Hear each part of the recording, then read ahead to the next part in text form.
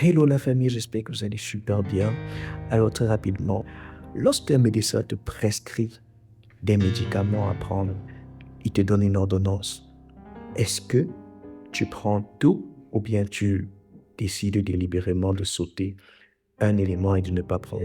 Naturellement, tu prends tout parce que tu sais que s'il t'a donné ça, c'est que c'est important pour toi et c'est important pour te guérir. Alors de la même manière, ce matin, je veux te donner une prescription, mais pas une prescription médicale, une prescription spirituelle.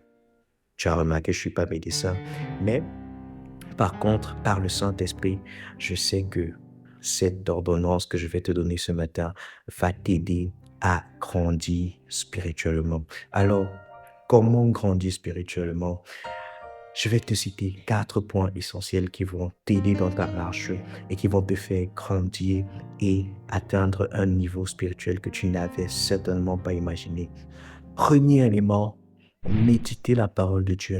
C'est clair, je te l'ai déjà dit, ce n'est pas une répétition parce que je sais que jusqu'ici, c'est quelque chose de très compliqué pour toi, certainement, de pouvoir lire la Bible au quotidien. Mais aujourd'hui, je veux vraiment t'encourager encore à méditer. Et si tu ne sais pas comment le faire, alors je vais te donner quelques astuces. Comment méditer? C'est d'abord quoi méditer? Méditer, c'est juste réfléchir, s'interroger sur un sujet. Lorsque tu as lu un verset de la Bible, tu médites, tu cogites, tu penses à ce verset, tu essayes de te poser des questions par rapport à ce verset et tu essaies également de trouver des solutions. En cherchant la réponse à des questions que tu te poses, tu inciteras ton esprit à réfléchir par rapport à la chose et ainsi tu trouveras certainement d'une manière ou d'une autre la solution à la question que tu as dans ton esprit. Et en ça, tu seras en train de faire une sorte de méditation. C'est tout simplement ça la méditer. La deuxième prescription que je te donne, tu la connais certainement, la prière, mais pas n'importe quel type de prière. Prier régulièrement. La Bible dit dans 1 Thessaloniciens 5, verset 17, prier sans cesse. Mais tu vas t'interroger, tu vas me demander, est-ce que c'est possible de prier sans s'arrêter? Eh bien, oui. Il est possible de prier continuellement. Le tout, c'est que on prie très souvent de manière à vouloir atteindre un objectif. Prier 1 heure par jour, prier en fermant les yeux, en étant totalement concentré. Oui, c'est bien. Mais en réalité, en faisant cela, tu vas très souvent te trouver en train de culpabiliser parce que tu n'as pas peut-être atteint les 1 heure de prière, ou bien peut-être dans les 1 heure de prière, tu n'es pas satisfait par ce que tu as dit, ou bien par les paroles que tu as prononcées dans la prière. Ça arrive. Mais c'est tout simplement parce que tu n'as pas encore compris que la prière, c'est juste un échange. C'est juste de parler ouvertement à Dieu. Tu n'as pas besoin de fermer les yeux, par exemple, pour prier. Tu n'as pas besoin de passer 1 heure de temps forcément pour te dire que tu as prié. Tu peux là, maintenant, juste te concentrer, focaliser ton esprit sur Dieu par rapport à quelque chose, tu ne sais pas par quelle situation tu passes, mais dire ouvertement, Seigneur, regarde, voilà, je n'arrive pas à trouver des idées par rapport à ce projet. J'ai pas besoin de crier à haute voix, de multiplier des paroles. Je viens de faire une prière. Même en ne prononçant pas des paroles, je peux être en train de prier. La preuve. Là, je viens de demander à Dieu de faire en sorte que cette vidéo puisse te bénir.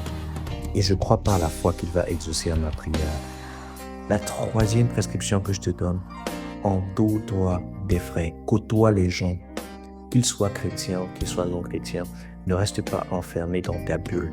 Moi, j'étais quelqu'un de très introverti et du coup, je croyais avoir une bonne connaissance des Écritures jusqu'à ce qu'un jour, je décide de sortir évangéliser et que je me rende compte que, en fait, je ne sais pas comment les aligner. J'ai une très bonne connaissance des Écritures, mais je ne sais pas comment dire à quelqu'un que, bon, voilà ce qu'il te faut connaître.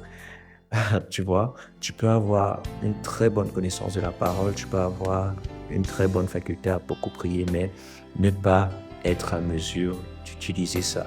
Et cela va se refléter dans ce que tu seras en train de traîner, dans des problèmes auxquels tu pourras avoir des solutions, que ce soit en échangeant avec un frère, que ce soit en partageant l'évangile autour de toi.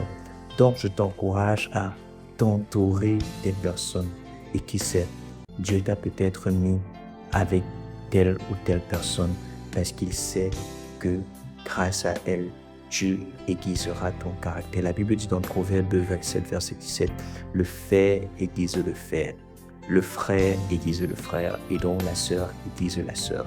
Entoure-toi des personnes qui pourront t'aider à grandir. Quatrième chose, tire des leçons des précédentes expériences parce qu'une leçon mal apprise est toujours reprise. Alors tu es tombé, relève-toi. Tu as chuté, relève-toi. Qu'est-ce que Dieu veut que tu retiennes de telle situation? Qu'est-ce qu'il y avait à retenir? Alors ainsi tu pourras continuellement grandir. Je veux prier.